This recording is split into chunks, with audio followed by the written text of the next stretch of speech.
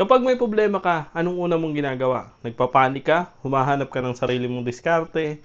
O naghahanap ka ng solusyon sa mga makamundong bagay? Alam mo, natural yan sa tao. Pero bilang isang Kristiyano, meron tayong mas better na way kung paano natin susolusyonan yung mga problema.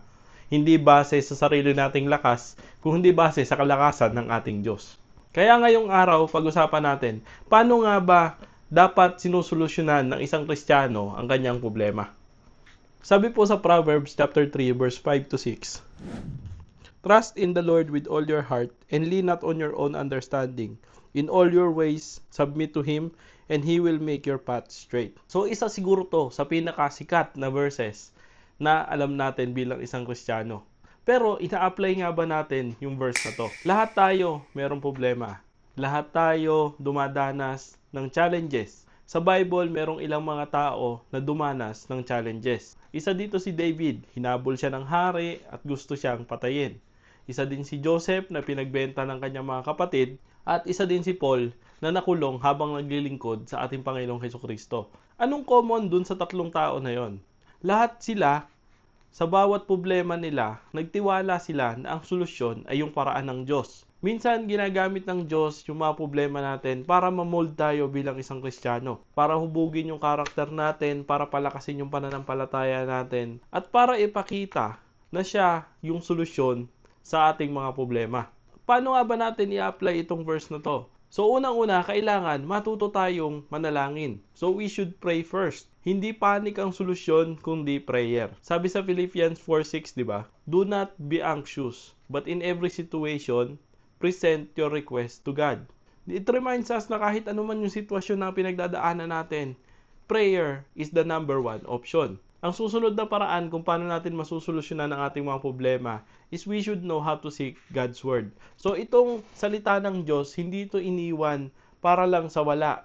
Ito yung guide natin dito sa mundo kung paano masusolusyonan yung mga challenges, yung mga problema na dinadanas natin bilang isang Kristiyano. Minsan, nakakalimutan mo lang tingnan yung Bible mo, nandun na pala yung sagot. Dapat matuto rin tayo magtiwala sa plano ng Diyos. Kahit hindi malinaw sa'yo yung plano ng Diyos, tandaan mo yung Romans chapter 8 verse 28. All things work together for good. Lahat ng nangyayari sa'yo, lahat ng challenge na nararanasan mo, iyan is para sa ikabubuti mo. Sabi nga natin, minsan yung problema, inaalaw ng Diyos yan sa buhay mo para lumago ka at hindi lumayo sa Kanya. Also, kailangan matuto tayong mag-self-reflect. Minsan ang problema nasa sa atin mismo. So kung merong kailangang ayusin, dapat ayusin. Kung merong kailangang baguhin, dapat baguhin. Kung meron dapat patawarin, patawarin. At kung meron kang dapat ipanalangin, ipanalangin mo. And we should also ask God for His wisdom always. Kailangan tanong mo sa Lord kung ano ba talaga yung plano niya sa buhay mo. At sumunod ka sa Lord kung ano man yung plano niya sa buhay mo. Huwag matigas ang ulo. So mga kapatid, tandaan natin, ang problema, hindi na yan mawawala sa buhay natin. Pero bilang isang Kristiyano, meron tayong Diyos na makapangyarihan.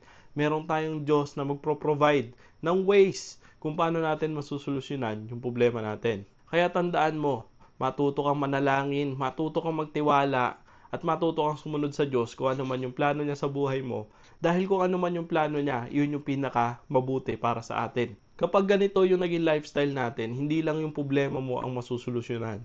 Lalago ka rin sa pananampalataya. So this week, bago ka humanap ng sarili mong solusyon sa problema mo, learn that we need to trust God first, we need to pray, and we need to seek His counsel. So kung meron kang kakilala na naghahanap ng solusyon sa kanyang problema, share mo sa kanya tong devotion natin ngayon at baka makakatulong itong devotion natin na ma-remind sila na ang solusyon sa lahat ng problema natin ay ang ating Panginoong Diyos.